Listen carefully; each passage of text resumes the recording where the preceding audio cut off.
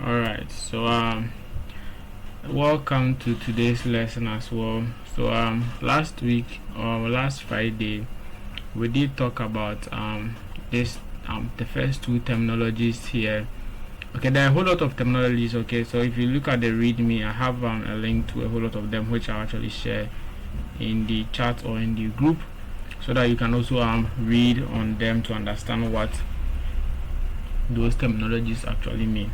Okay, so we talked about threats, and then threats, we said threats could be anything that can potentially cause harm to either a system or it can cause harm to an individual. Okay, so yeah, that is actually threat. So we can have even like I said, we can have malware can be a threat, hackers can be threats on systems. We can have other forms of threats, that is like physical threats like theft, like robbery, and then all those things are also part of like threats. Okay, they all have the potential of happening. Okay, and when they happen, they will cause like harm to whomever actually is that has the threat being is affected by that threat. Then we have vulnerability being the weakness of a system, okay, or the flaws of a system.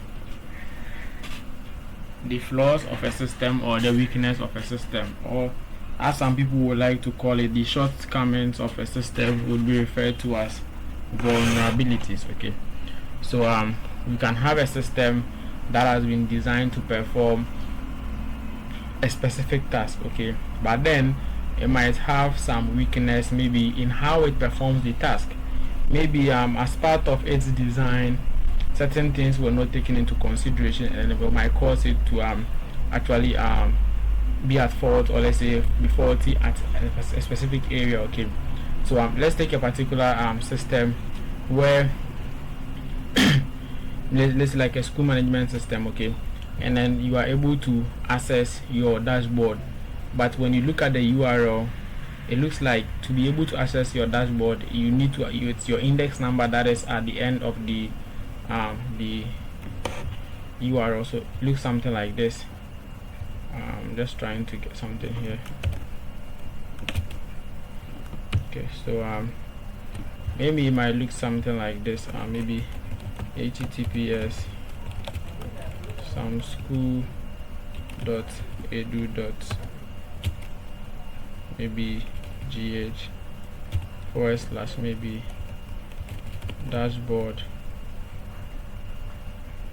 / or maybe like dashboard / maybe id is equal to maybe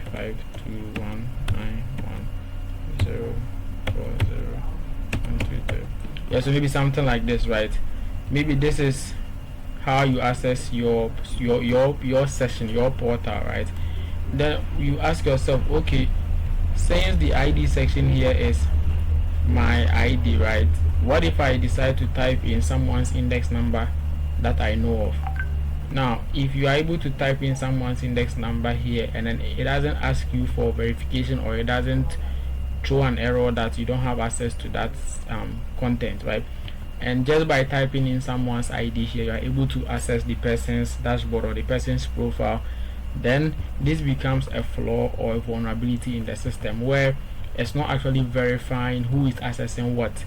It just needs an ID and it will give you access. Okay, so this becomes a vulnerability in a system. So we call this kind of vulnerability broken access, where you have the ability to access multiple people's system just by manipulating the values here. Okay, yeah, most people also call it like IDOR. Okay, so indirect object reference. Yeah, so that would be like an IDOR vulnerability under broken access control, because the access control mechanism that was actually built, or even you can even say that there was no even access control mechanism built.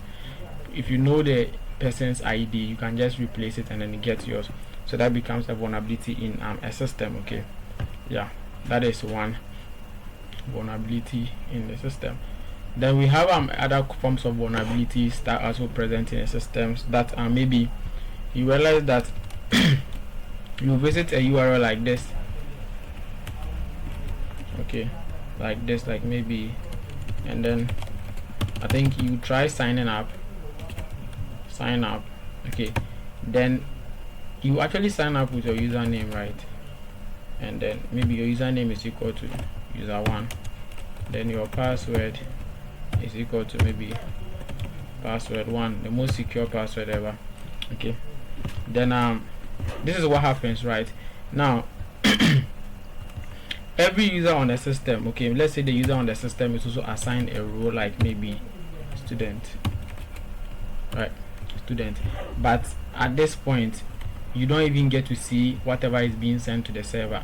You only get to see that you are sending user and then user1 and password1, but you don't have control over this. But maybe with your request moving from the front end to the back end, right, goes with all this as part of the request body. Okay, so we call something the request body, like what is sent whenever you make a request to the server, like a push request. Okay, so we call that one like a request body, and then sending all this one. Now if the system is just taking this, like maybe it's just adding this thing here, okay, to whatever is stored in the database without any proper checks, anyone who understands how web works and then is able to capture this traffic before it gets stored in the database can just change this from maybe student to lecturer, and then just by changing this they become is this lecturer?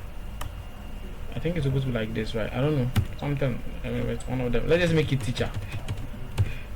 Yeah, but I mean, I think it's just the idea. Okay, so you're able to change it from student to teacher or lecturer or maybe admin, right?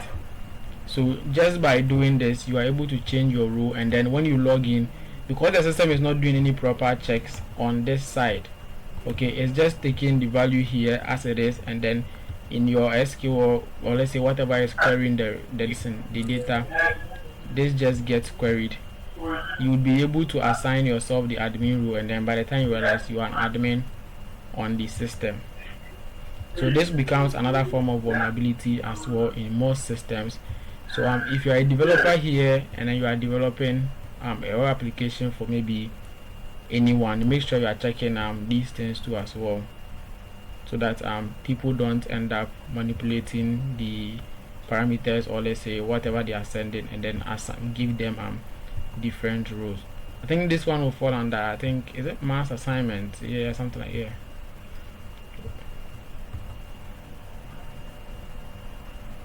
I think it will fall under mass assignment or parameter tampering, one of them. No, this is not a parameter, so it will be under, like, let's say mass assignment. Yeah, is there any question on what I've just said? Any question?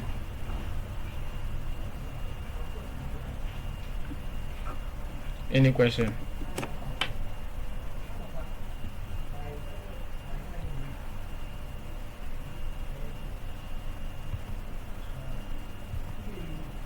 All right, so there's no question, so I'm just going to continue from this. So this was just like some few examples of some vulnerabilities that can be found on like web applications. I mean, the vulnerabilities and Casa, there are plenty vulnerabilities. Okay, so as maybe a cybersecurity professional or a student, or maybe a cybersecurity analyst, what your job is to be able to like just know the vulnerabilities, and then I mean, you're not supposed to know all because you can't know all, but you're supposed to know vulnerabilities, know how to find them, and then know how to exploit them, so that you'll be able to detect when somebody is trying to attack you using a particular attack vector. Because if you don't know how some attacks looks like, you can't prevent, and then you can't even tell people what an attack looks like for them to prevent it. Okay, so you have to know how attacks looks like, so you need to know like the vulnerabilities, how to exploit them, and then how to also prevent them as well. You need to know how to, you just need to look for them in the systems. And I think that should help when it comes to you securing systems. Yeah. All right, so the next one is attack vector. Okay, so like I already mentioned that before when we're talking about risk. Yeah, so the next one is risk here. Now risk has to do with you joining threats and then vulnerabilities together. Okay, so that becomes like risk. Okay, so that's a risk. Okay, so let me just give you an example. So this is not cybersecurity example, but it's just a normal day-to-day life. Okay, let's say you close from school and then it's late and you are going home, but before that your parents have always been telling you not to go out late or not to come home late. When it's late, just maybe sleep on campus or like get somewhere to be on campus. Don't work late. Okay, now today you close late and then you decide to work late. Now the risk here is, one, there's a threat somewhere. Okay, there's a potential of you being maybe robbed by someone or anything happening to you on the way because it's late, it's night. Okay, that is one, that is the threat. Two, you have no defenses. You have nothing to defend you. You have nothing to defend you. You don't even have any defense skills. Like you don't even know anything about self-defense as well. So now the risk here is, you've seen the threat, you know the threat, you know the vulnerability, yet you decide to go. So you've taken what we call a risk. You've made a risky decision to still go. That is what I'm saying. That risk is mostly the threat and then the vulnerability together. And then when you actually decide to put them, like I said, to put them together, and it becomes risk. Okay, so because I'm doing risk analysis, where you would actually want to look at maybe a company's security posture in terms of threats and then vulnerability. Okay, when you are able to find the potential threats and then the vulnerabilities in maybe a company's network or company system, then you've done something called like risk analysis. That is when now you know these two things, and then you are able to like weigh them to see the impact. Okay, you are able to like weigh them to see the impact. So maybe let's say okay, the potential threat is maybe like insecurity, maybe hackers, right? And then if you look at the company's vulnerability, depending on what you are looking at, let's say the company has a web server, right?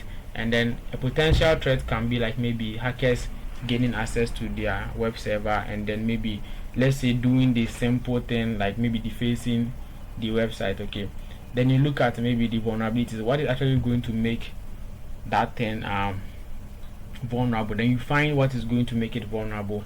Then that becomes you actually seeing the risk.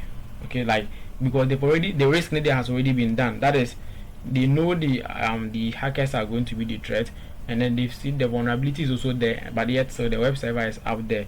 So that is the risk, and then your analysis is you identifying the risk, the vulnerability, and then being able to weigh the impact or see the impact, and then give further information on what they are supposed to do, whether this risk, or let's say this thing that we are talking about, can we actually contain it, can we eradicate it, or can we maybe like move it from this place to a different place. Okay, yeah, so that becomes like the whole idea about like risk. Okay, so risk is just mostly you having to know of the threats and then vulnerabilities fused together, then we get risk. Okay, any question?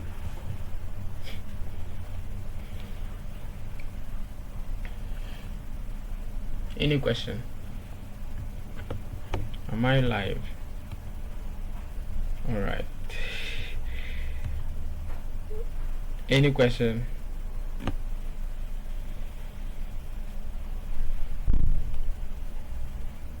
Okay, there's no question. So let's continue. Then we have attack vector. So attack vector is referred to as the methods or the endpoints in which attacks can actually originate from. That is going to be your attack vector. So what endpoints are vulnerable, and then what endpoints can enable attackers to get into the system through. So maybe if, let's say, even if it's your house, an attack vector could be your door, maybe because your door is not secure. It could be your window. You are just using the sliding glass, the sliding window, without any reinforcement, okay, around it. So if anyone comes and then just raises the sliding window, then that is it. They can take whatever they want from your house. So that becomes that attack vector. When it comes to systems too, attack vector becomes the endpoints or the vulnerable parts that attackers would use to gain access to the system. Okay, so that becomes attack vectors or attack vector.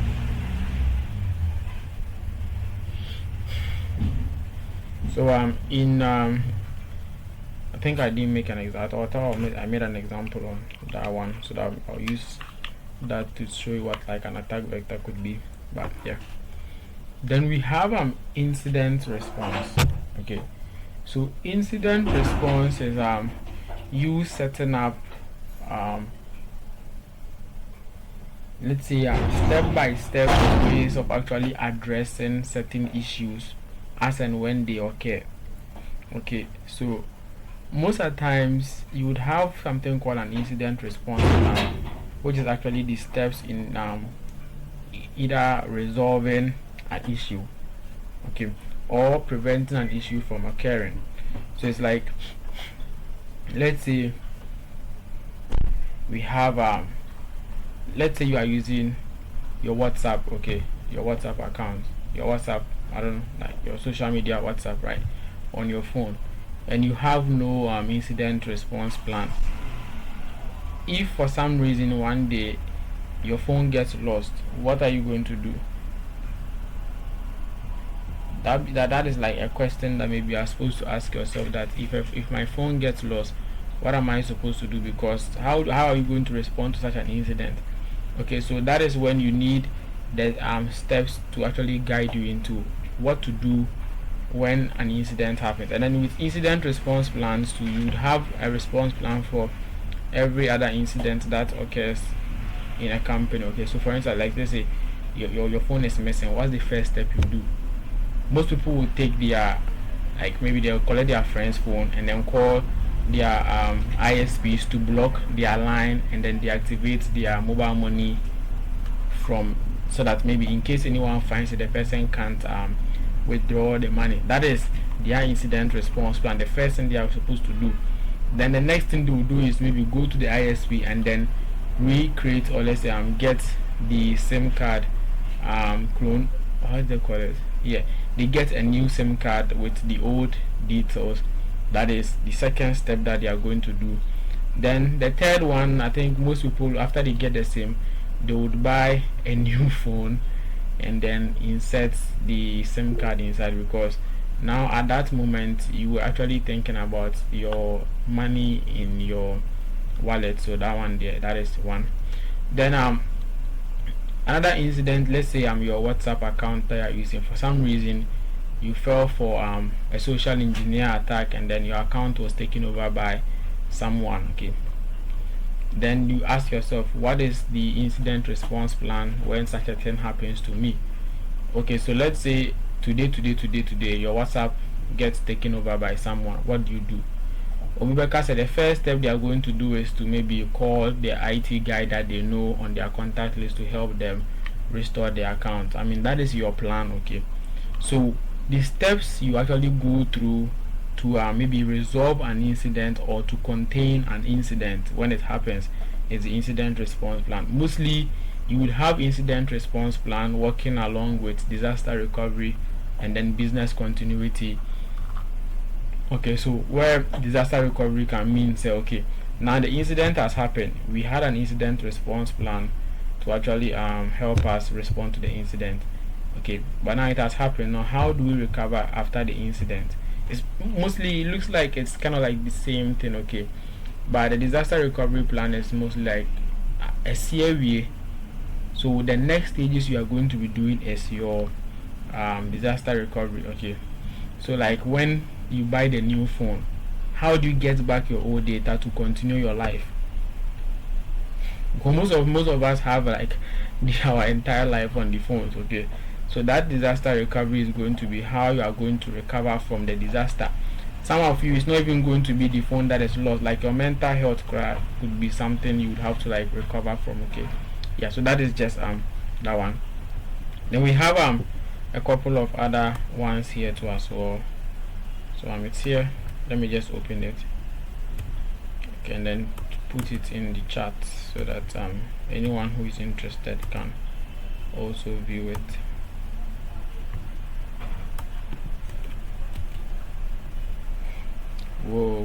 I don't think this is it. Okay, that's it. Yeah. So I just put it there. It has a whole lot of other terminologies here, like backdoor, baiting, Bluetooth, black hat, bag, bring your own device, clickjacking, cookies, firewalls, and a whole lot. Okay. Yeah, you're not supposed to like just get everything at one go. Okay. At least maybe from time to time you might hear certain words that maybe you might not understand. If you don't understand them, I think this should be your go-to resource for searching them. Okay, you don't also limit yourself to this one, because there are many resources out there for you. Okay. Any question before we continue?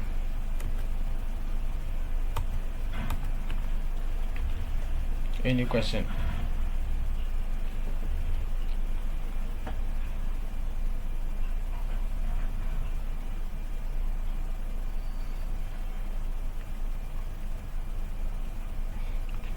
Right. So if there's no question, let's. So I have on my next slide, and it talks about the common cyber attacks. Okay. I think I heard something. Yeah, I see you, Raphael.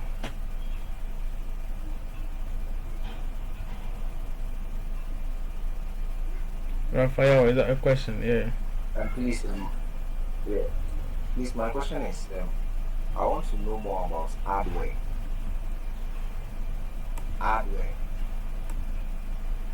So that is, I think that will fall under the malware that we are going to talk about. So these things, yeah. Yeah. Thank you. All right. Any other question?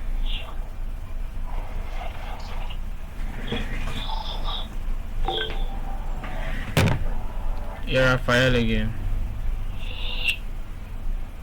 No.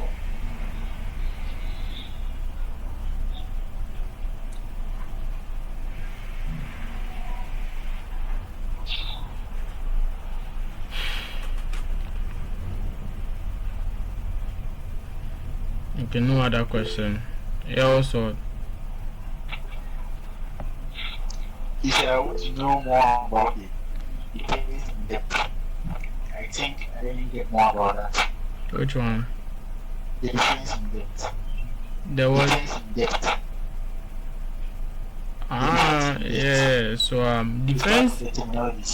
Yeah, defense in depth. I think I didn't talk about it. Okay, so defense in depth. If looking at the way the word itself is, it means you are having multiple layers of security in maybe in a system, or let's say in a company. Okay, so let's say on your let's say on your phone, right, you have fingerprint, you have your maybe pin, you have your pattern, and maybe it's not like when all of them are used in isolation. Okay, it's like you have all of them used in some kind of like series where we need to go from one stage to the other. I don't know if it's clear. So having multiple layers of security. So okay, let's say maybe you watch a movie and then they say that there's a hacker, he's hacking into a company. You just hear keystroke, and he says he has break through the first security defense of the company. He's left to maybe break into the antivirus. I mean, like that thing that they say, okay, that means the company he's trying to attack has multiple layers of security. Maybe at first they had a firewall and he was able to bypass the firewall from maybe the internet, and then now he's like on the company's network. But before getting into the company's network, he has to go through a different kind of defense. Maybe like there's some kind of like antivirus that is blocking his payload in the network, so he has to bypass that one.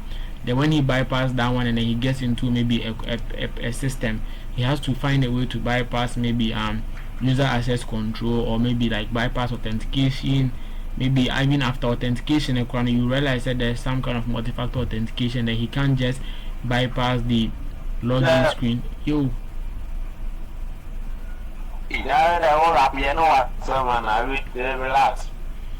Oh, okay.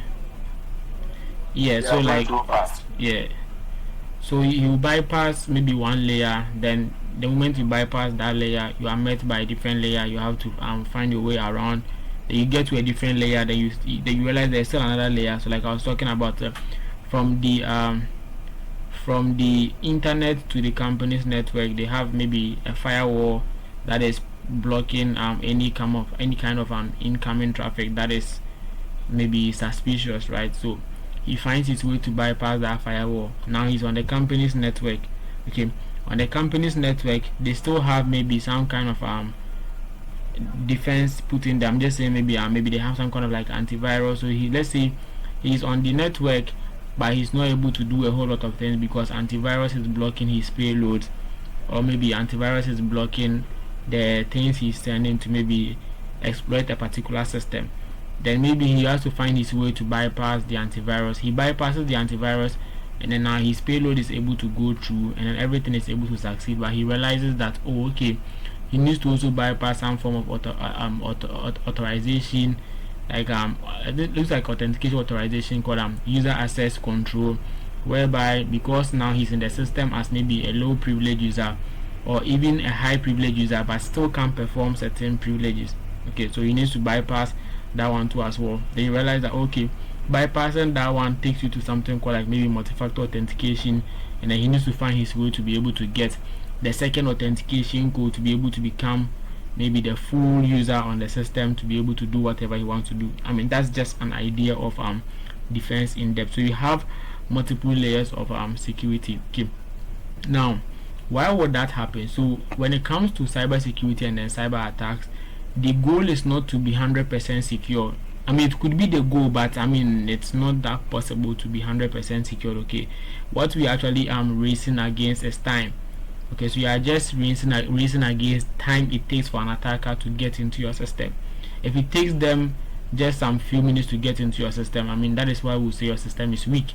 But if it's going to take them a whole lot of time, then we can say you've done maybe a pretty good job. Okay, so it's just the battle between time and then not 100% or let's say total security, because day in day out, once we are developing security measures day in day out, attackers are also devising different ways to bypass those things. Okay, yeah. Any other question?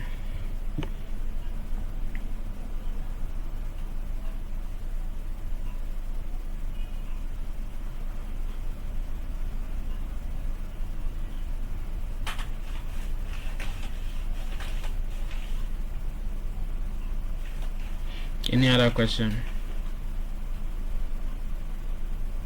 Okay.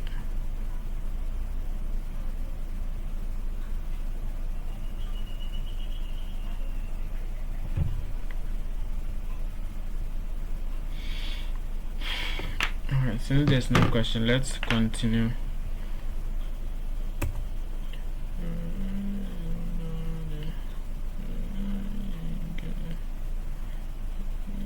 Alright, so yeah, so malware, a general question to everyone. So what's your idea on malware?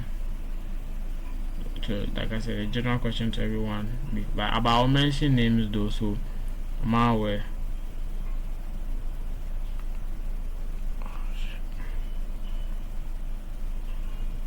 Alright, so let's hear from you. Who is Just That Cool Kid? Cool Kid. Yeah, Cool Kid malware.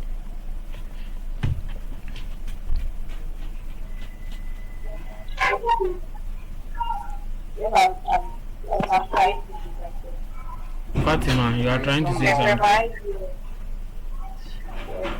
Okay.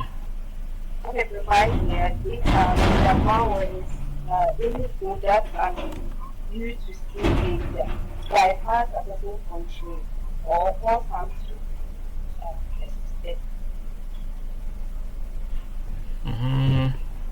Oh, okay. Okay.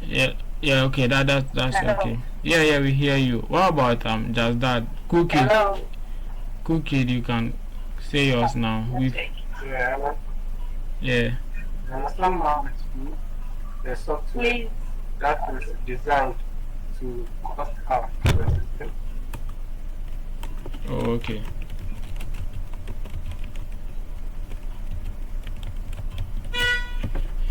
All right. So yeah. So malware or also like malicious software, okay, it's a software that is designed to actually cause the computer to do certain things that it wasn't actually designed to do. Okay, yeah. So as part of the malware, I mean we can say like causing harm to the computer, okay. I mean, but it depends on the type of malware. Some don't cause harm to the computer, some will cause harm to the user. Anyways, let's see. So we have a virus, worms, trojans, ransomware, and then spyware. Okay. So let's start with virus. So this part today we are going to do discussion. Okay, so let's start with virus. What we mean by computer virus? Or before that, like any form of virus you've heard about. When you hear virus, what comes to mind? What comes to mind when you hear virus? Okay, let's go with Abubakar Sadiq. Virus, what comes to mind?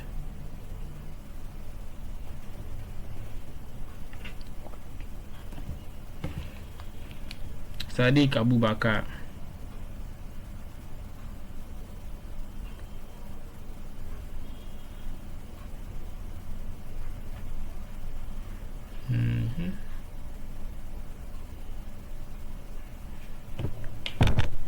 Why isn't Sadiq Abubakar here?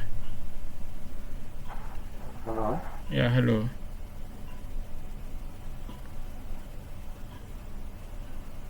Yeah, we are listening.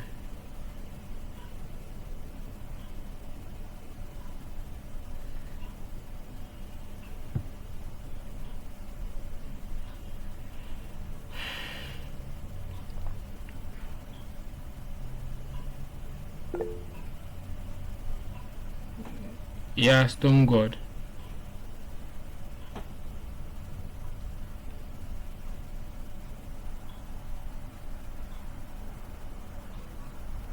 Stone.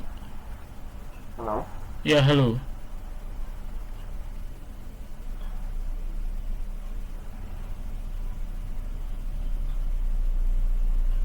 I think Stone God wanted to say something, but looks like she's talking, but until you can.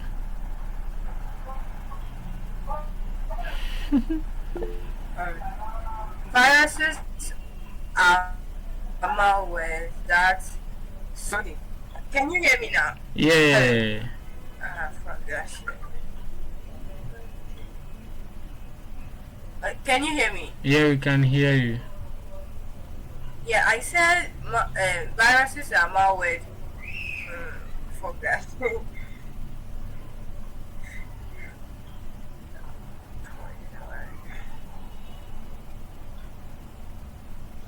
Yeah, so I was saying that the malware that slows down the computer system and causes malfunction. Oh, okay. Okay, yeah, sure. Then I think Dominic raised his hand. Yeah, Dominic has left. I think someone dropped. Yeah, Dominic Kwashi, you had your hands up.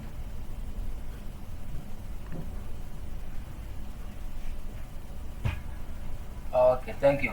So, just as she said, just as Stonewall said, virus, generally, my understanding about virus in general is that anything that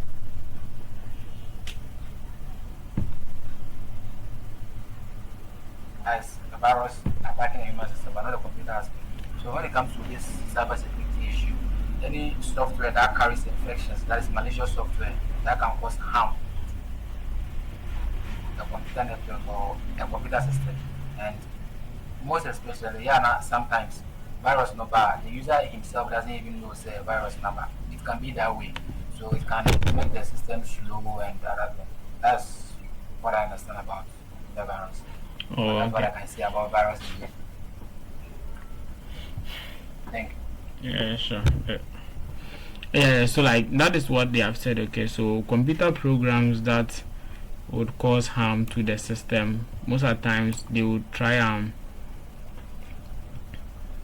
maybe attacking or attaching themselves to programs just to cause them to run, trying to maybe run certain things on your system and then just end up slowing it down. I mean, there are a whole lot of things that maybe viruses would actually do, but they just all have different intentions. So you might be affected by a different kind of virus.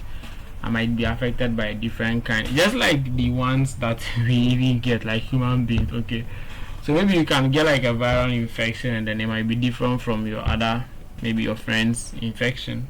Yeah.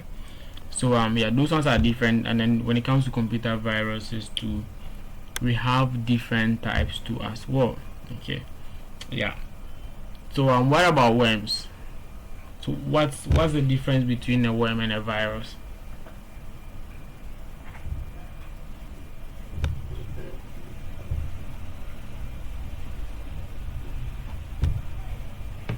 Okay, let's start with Amina Yakubu.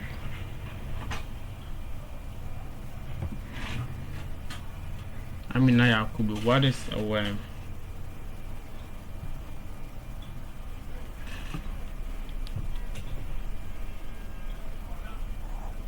So a web is soft application and travel through networking here or pipe True what? through network. Oh, okay. So what's the difference between a worm and then a virus? Or they are the same? No, they are not the same. A virus requires a human to travel here. A human to travel here. While the worm is self-replication and travel through network. Yeah, so the difference between virus and then worms is actually how they work. Okay, so with viruses you might actually maybe get them through like this is the download of maybe some programs, right? And then you have a virus on your system, but until maybe you actually interact with the file you downloaded, the file that contains the virus, right, it might not even work on your system, not talk about like affecting it. But worms on the other hand are just automatic. The moment they're on your system, they are working, and then they don't even need your permission to work. Okay. Now think of virus like let's see a normal like like when the ones that we actually get affected by like human beings. Okay, now mostly I'll be using like what do you call like AIDS for example. Okay, I think in my previous class I wanted to use HIV and I was like I shouldn't use that one. Like, okay, that is the only one I know. Okay, but you can use any of them. Okay, let's say I mean the other ones were actually very very dangerous, like COVID and then Ebola. They had like a different way of affecting people, but I mean we could use them. Okay, now let's say let me start with the HIV one first. Okay, so let's say I'm infected by the virus. Okay, HIV. I don't know if it's just HIV or HIV/AIDS. They say one is something and then the other one is the other. But let's say I'm actually infected by HIV/AIDS, right? Then maybe for some reason I get cut, or maybe I get injured, and then some of my blood drops on, let's say, a table. Okay, on top of the table. Now, do you know that we can all sit on the table and then let's say eat from the table without getting affected because of the way that virus was actually the way it works. Okay, now until maybe you have that blood, maybe also maybe on some part of your skin, maybe like you also have a cut on your skin and then some part of the blood gets into your bloodstreams, that is when you start to get the infection. Okay, now the reason I didn't want to use Ebola and then the COVID was the way they are actually working. Okay, but it's still the same thing. When you have maybe let's say during the COVID period, right? It was highly contagious, and you could actually get it from like maybe just someone sneezing, and it doesn't matter. I think it had like a wider distance to as well, right? But let's say you sneeze, you are an infected person and you sneeze. Now until the virus gets to you, right, gets into your system, it's not going to work. So like you just sneeze it out, and then maybe after some time you have the droplets down, and then it's not going to move anywhere. But then because it was that contagious, and then it was communicable through like that thing, like air and then body fluids, it makes the comparison a bit difficult because of how it was done. But the idea is that until you come into contact with that atmosphere, the virus itself is not going to come to you, but because it's through the wind, okay, and then the wind is actually moving, that is going to be like a transport mechanism to carry the virus to your place. But then the idea is that until it's actually in your system, it's not actually working. Now, but worms on the other hand, right, like our normal worms, like if you look at earthworms for example, on a normal, if you put a worm at one place, you can't instruct it to not move, it will move. Okay, so that is this like the same thing that applies to the worms as malwares. Okay, when you have like you're affected by a form of malware called worms, you don't have control over like maybe saying say I have downloaded the file, there is it contains maybe a malware like that's worm, and then until I open it, it will not run. No, the moment it's on your PC, it's running, it's doing what it was told to do, so it just starts working in that way. Okay, until you maybe like you see symptoms, and you have to like maybe deworm, yeah, to remove the worm from your PC. Yeah. Any question?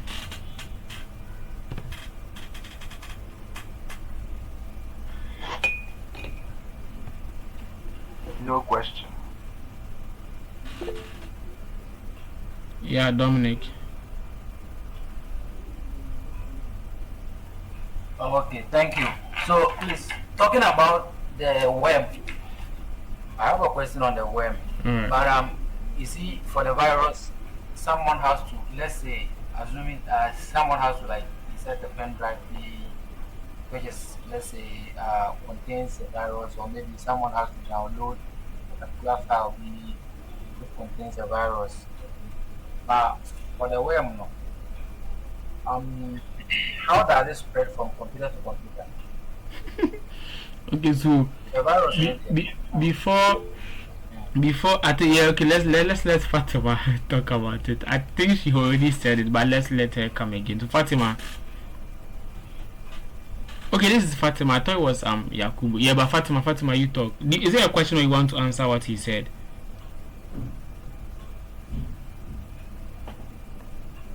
Okay, so I'm sure it's a question. Okay, let me address Okay, what. okay. I want to ask, Okay. how are we going to detect if our device is infected with malware? Okay, so that's another question. Let me finish with Dominic, and then we come to the other questions that were asked later. Okay, so I think when Dominic was talking, he was saying something about inserting drives to transfer virus. Okay, I mean malware transfer, okay, can be in any form, whether through drives, through the downloads of maybe some weird softwares from untrusted sites. It doesn't matter. Okay, what we are talking about is the thing is on your PC. Okay, so the transfer there, it can be through any form. You can get worms, okay, even still using the drive method of transferring files. You can get it even through maybe downloading some files from the internet or visiting untrusted sites. Okay, you can even get them through maybe somebody sending you a phishing email and then you download them.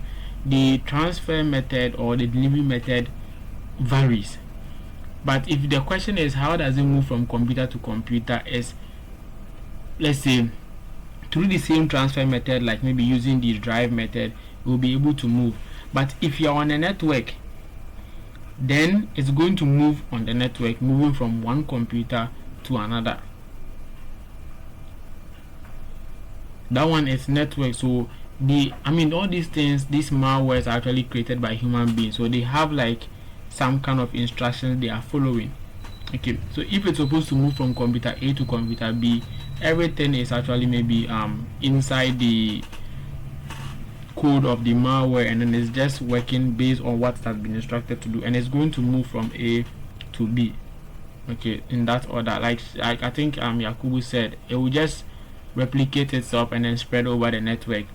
But for virus too can also spread, but before they spread, they require you to actually interact with them to work. And then the moment you cause them to work, the virus most of the times will attach themselves to legitimate programs or programs that run on startup, so that anytime you turn on your PC, these files will be running.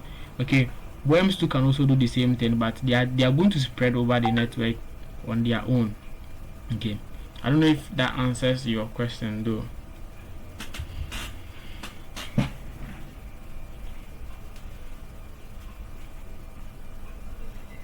Yes, please. It answers, but talking about spreading on the network, I want to understand. So, like, is Wi-Fi part of it? I mean, yes, Wi-Fi is it's a component of network. So yes.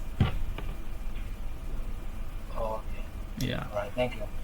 Okay, and then I think Amina asks, how do you detect and protect your systems from this malicious software? So I think the go-to answer everyone will give you is using antivirus. Okay, but then antivirus, and then like we even say like you would have to make sure that you are using maybe a trusted one. I think mostly people say that the paid ones are always the good ones. Okay, but it doesn't mean every paid antivirus is the good one. You just have to weigh them and then check what your maybe your provider is actually serving, and then you subscribe to them. And I think those ones can protect you, one. And two, you make sure that whatever application you are downloading from a site, you are downloading from a legitimate site. The reason is because the legitimate sites mostly verify the applications they put on the site. Okay, even if it's not site, let's say you use an Android phone and then you have like Play Store. I mean, Google, when you try hosting your application on Google actually goes through your application. They scan through the application to make sure that you have not embedded any form of malicious program in the software to actually maybe steal people's data or do anything that is actually not acceptable by their policy or something. Yeah, the same applies to the Apple Store. So I think those two sites would be trusted, and then any other site that is actually trusted for you to download programs from. Don't go and be downloading things like, for instance, most of you be downloading Windows 10 from I'll not mention the name, but you know the site. Okay, you are downloading things on your PC. You turn on your machine and command prompts will just pop and then it will close. Sometimes it might be a sign that your system is already affected by malware. Okay, so be careful about the things you are downloading. Be careful about the links you are clicking, the sites you are visiting. Some of you like movie sites. More person will be used to like the Netflix 10 and then all the Charlie Santa Claus. Yeah, so you decide to use some movie sites and then you go there and there are so many buttons. You just be clicking any of them. Just be clicking. And then but you would see a whole lot of things happening in your PC. Okay, probably you've already been infected by something. Okay, yeah. And then when it comes to the using of the removable drives, okay, that one to be careful who you are taking your maybe those drives from. Okay, and then when you have these antivirus systems that are actually good, I think ESET is also one of the good antivirus softwares, which you can get it and then you get like 30 days free or something. I don't remember, I used it like 2019 there about ESET. Like you can use it for 30 days and then it's really good.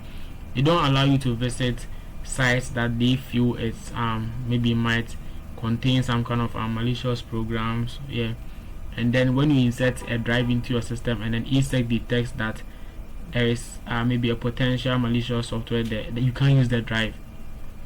So that is like one good antivirus software you can use. And then ways to protect yourself: just be careful the things you insert into your PC, the links you click, and then be careful where you download softwares.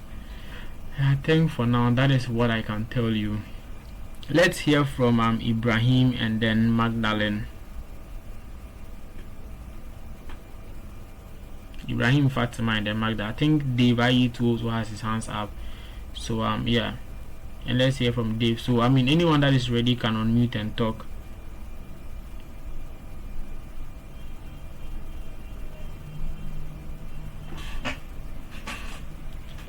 Hello. Yeah, Magdalene.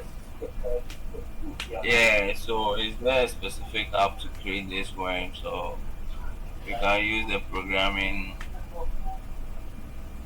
Yeah. So when if you are asking a particular app for creating malwares are created. So it's just you learning how to develop, just like you are learning how to create websites and web applications.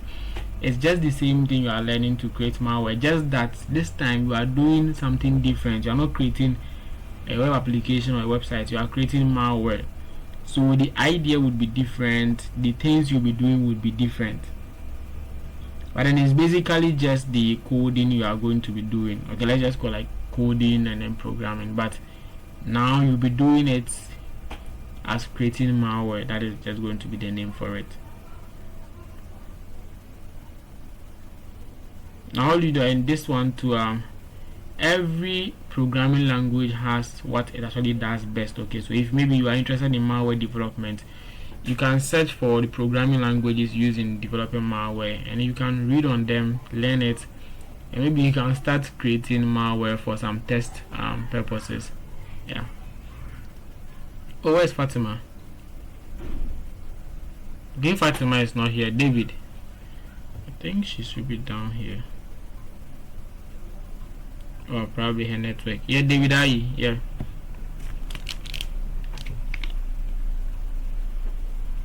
I want to know, like, how will I read? How will you what? Like, me rejoin. I want to know that we are lacking. I'm not kind of man. You want to know what? I'm asking, like, I'm vulnerable to when I'm connected to the internet. When you are connected to the internet, you are vulnerable to almost everything.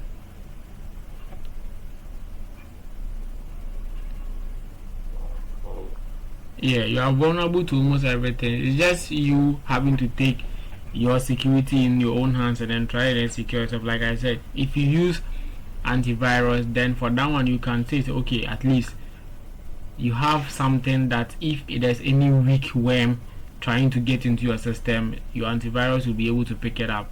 It doesn't mean you are 100% secure, you are 100%, you are not vulnerable to anything. It just means that there is something that is doing some of the work for you. It's just like you build your house and then you get yourself some security guard.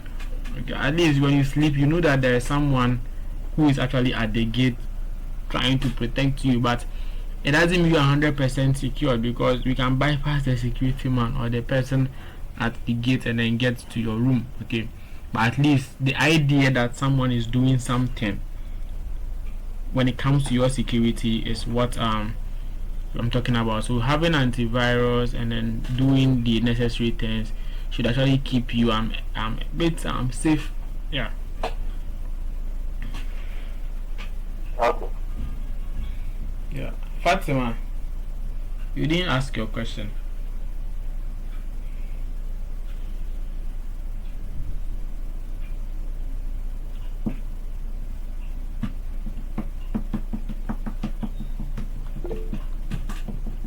Yeah, Magdalene. Alright, so is there a specific roadmap that the hackers follow to build this malware, or you can just build it on how you want it? Okay, so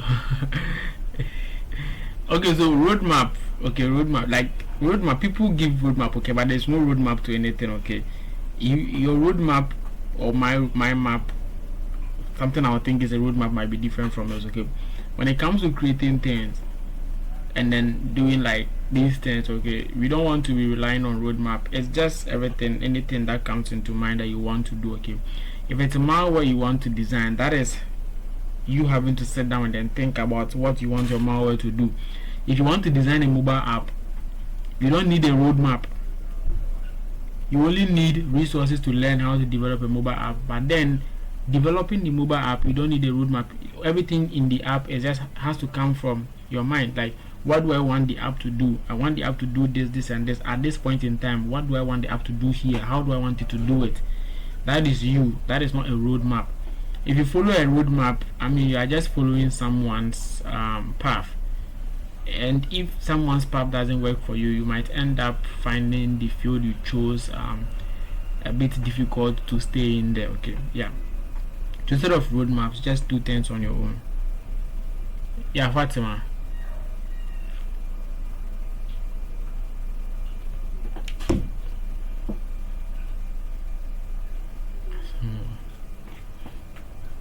Fatima.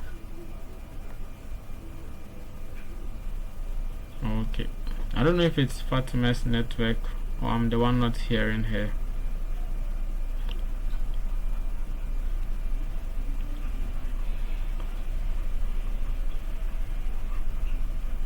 Anyway, so in case Fatima comes and then, Fatima, you can still type.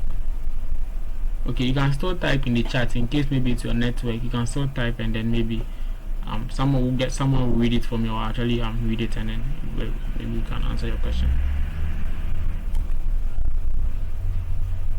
Alright, so let me get back here. Yeah, so and what about Trojans? Like I said, we're just going to be doing discussion. So Trojans, what is a Trojan?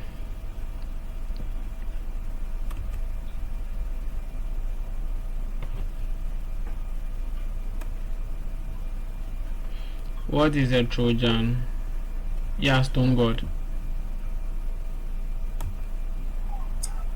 They are malicious softwares that are disguised as the original ones. Okay, malicious programs disguised as legitimate ones. Official DJKB.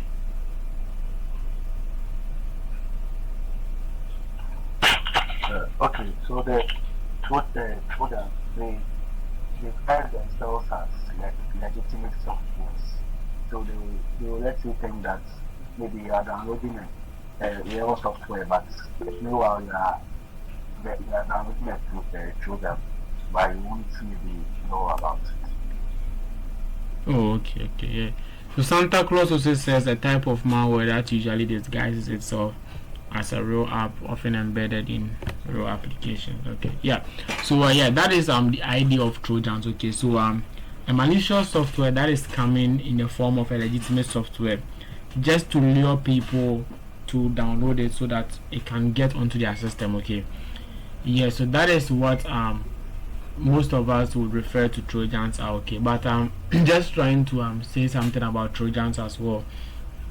Me personally, I feel like instead of Trojan being like a malware, I see Trojan to be like a delivery method, okay, of how attackers or how malware is being delivered to an end user, instead of Trojan itself being a malware. Okay, because we can have a legitimate program and an illegitimate program, or let's say a malicious program, right? And then that program could be a virus, a worm, ransomware, spyware, adware. Okay, then we attach it to maybe a legitimate program and then you download it. Now when you download it and then you have the malware on your system, what is working? Is it a spyware, an adware, or a ransomware? Which one?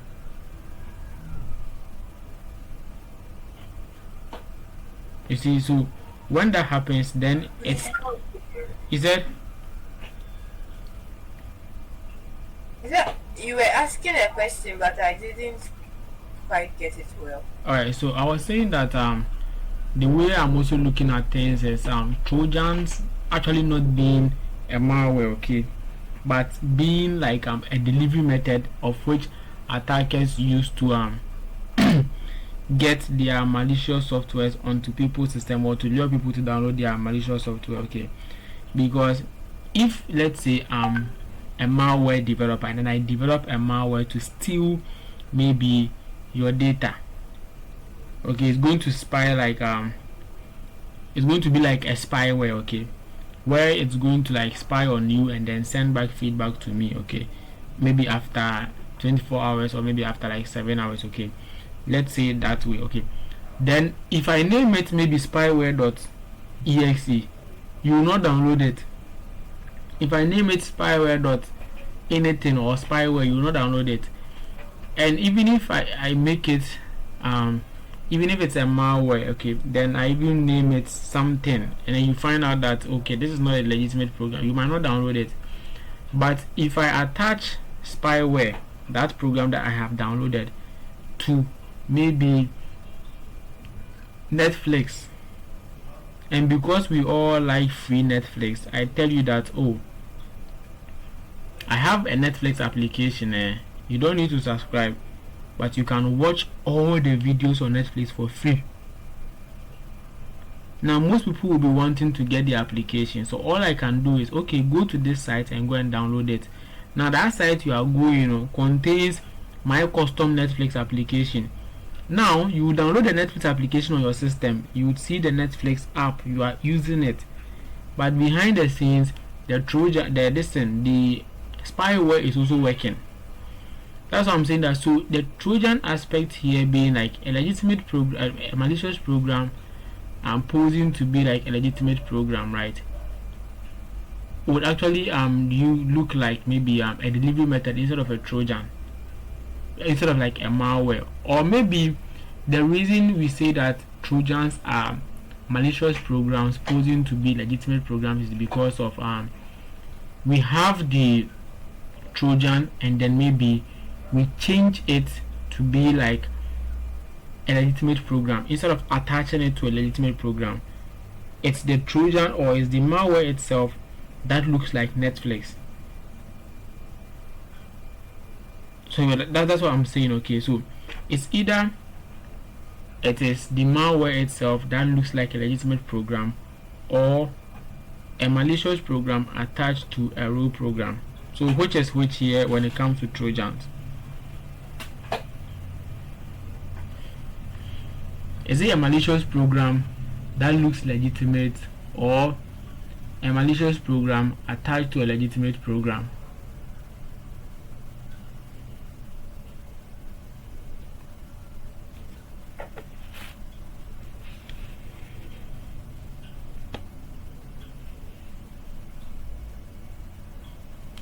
Yes, anyone wants to help me out here?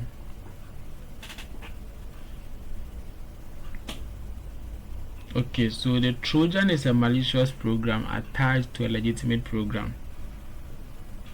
And okay, so that is what Santa Claus is saying. So so now we have, he said, I think it's malware. which one? Malware. Which one is malware?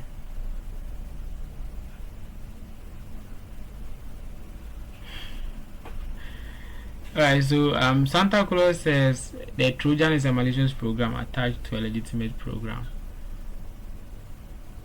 Okay, so not a malicious program that poses to be legitimate, or that seems to look like it's legitimate. So maybe WhatsApp, but WhatsApp is still I mean, either way, it kind of looks like the Trojan on itself becomes a different kind of malware, hence it needs to disguise its identity. So the thing is, when it disguises its identity, right, and it's on your system, what does it do?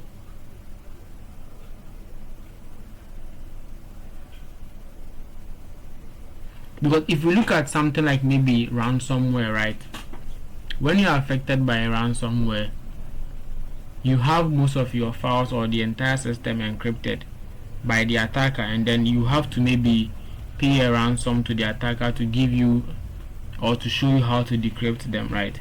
That is ransomware. I mean, so that is what we know, or that is how we know ransomware works. When we have anything like that, we know it's a ransomware. When we have maybe a malicious software on our system that is maybe spying on us, it's capturing maybe our key logs, it's recording our voice, it's taking video recordings of our webcam, it's taking screenshots of our activities on the internet and then sending it to the malware creator. You can say that is a spyware, and then that is how it acts. Okay, when it comes to virus and then worms, when we have maybe programs on our system that, depending on how they affect the system, right, maybe this one is duplicating itself very fast and then it's causing our PCs to run very slow. You can say, okay, maybe this one is a worm, maybe it's a virus. I mean, like, so we have like specific functions that each of them actually do to make us know that, okay, this is this and then this is that. But what do Trojans do?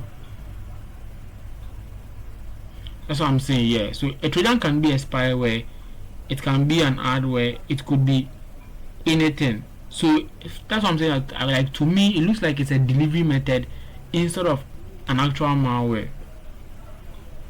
Yeah, that's what I was like saying. Yeah, someone. No?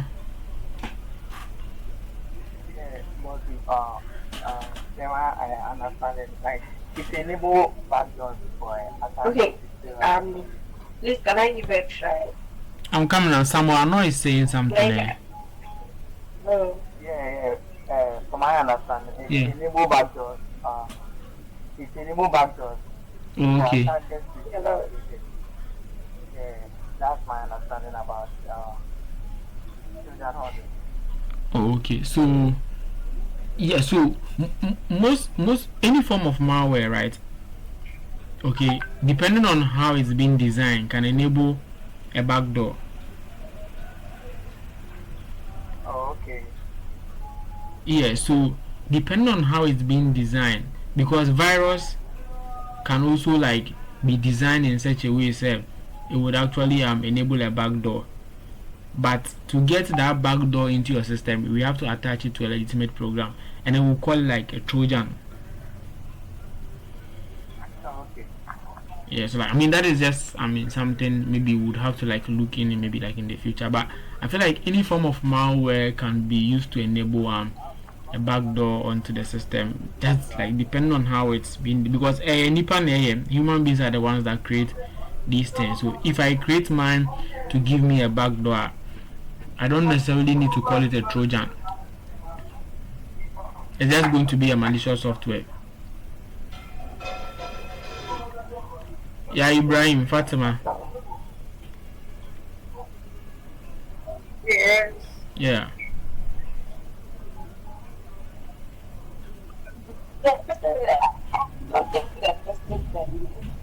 You wanted to say something?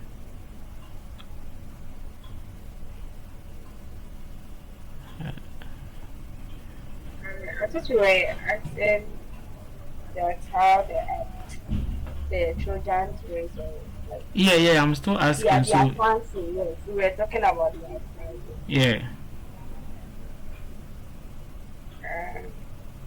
And I said, like they perform some unwanted actions behind it. So, Unwanted actions like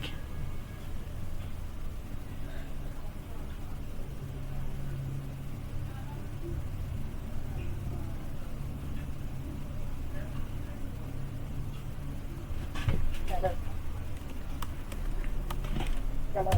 yeah, hello. Miss, can you hear me? Yeah, I can hear you. Hello. Yeah, hello. Miss, can you hear me? Yes, please, we can hear you. Fatima can't hear herself. Any other question, and then let's continue.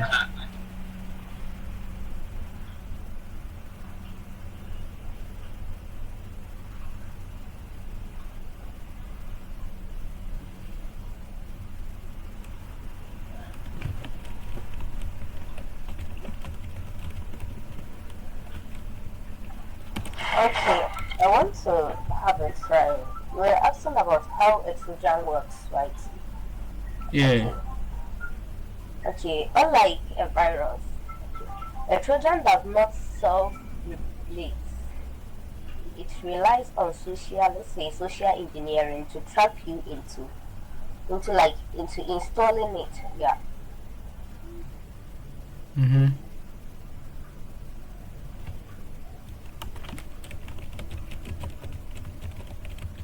Okay, so Amina Yakubu. So if I think like what you said is actually true with when it comes to like what you said is also true. Okay, but when it comes to the malware delivery, most of the times it's through social engineering.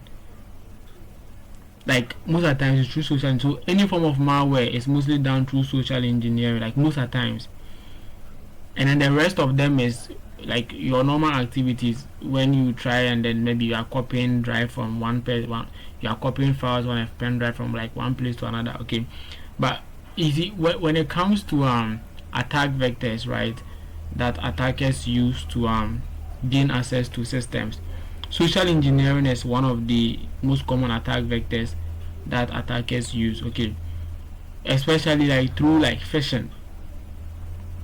Okay, where we send you a malicious let's say we send you a mail through your maybe we send you a mail that looks like it's coming from, let's say, your boss or a legitimate site, just like the Trojan style. Okay, we send you a mail that looks like it's legitimate, and then you are being asked to click on a link to download something, and then you download it because you think it's from your boss, and then it's the monthly statistics on your business or something. Yeah, then you download it and then you run it, and you can when that happens, you can either be affected, you can be affected by anything, ransomware, spyware.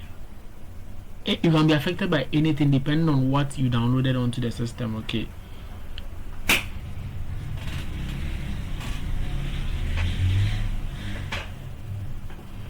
I don't know if maybe I'm also saying certain things to confuse all of us here though, but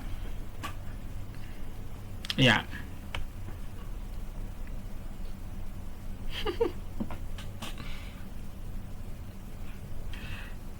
Anyways, does anyone have any other thing for us to talk about, like maybe any suggestion?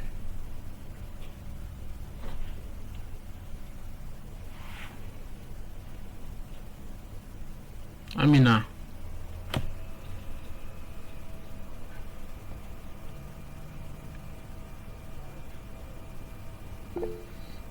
Yeah, Magdalene. Alright. So without Trojan horse, I can't deliver my virus to another computer. Or You can deliver your virus. I mean, delivery methods in the door so. But you were saying something like Trojan horse is the way of delivering the malware.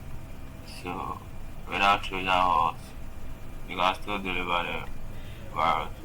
So what I was saying is that instead of Trojan horse being a malware on its own, to me personally, it looks like it's a delivery method. Okay.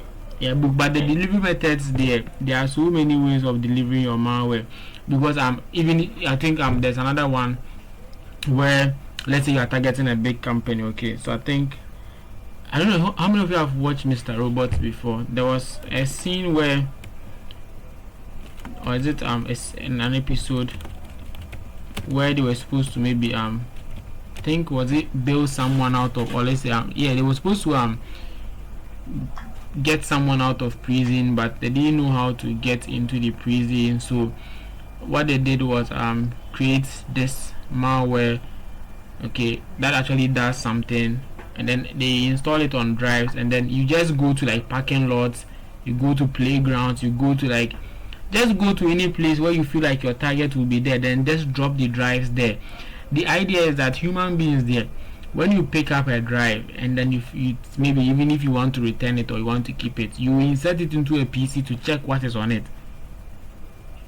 That could be your delivery method.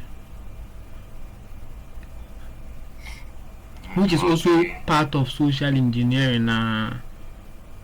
Okay, and I'm reading something like types of Trojan horse, and they say root access Trojan horse, and so this one it gives the hacker full control over your computer, allowing them to watch what is going through on your computer. So how do they deliver this? Is that also true? Maybe the ones you were explaining, like Netflix or email.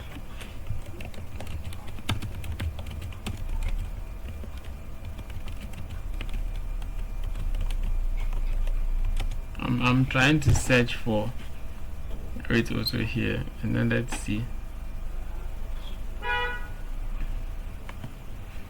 Yeah, so backdoor, remote access Trojans, financial theft, downloaders, droppers, installing more malware, ransomware, spyware. So like, to what I was saying was, you see, a spyware is one malware that has its own functions. Ransomware is a malware that has its own function. But a Trojan horse being a malware that disguises itself as a legitimate software to steal data. Let's say this time it wasn't stealing data, it was spying on you. But then it's disguising itself as a legitimate program. So we have two things. One, it's disguising itself as a legitimate program, and then two, it has a different intention, which is to spy on you. Okay, so if that is like a general malware, then all these sub things that we are calling here, right, are different forms of malware in one malware. So spyware is malware, ransomware is malware. Okay, then they're saying key types of them, types of Trojan includes these ones.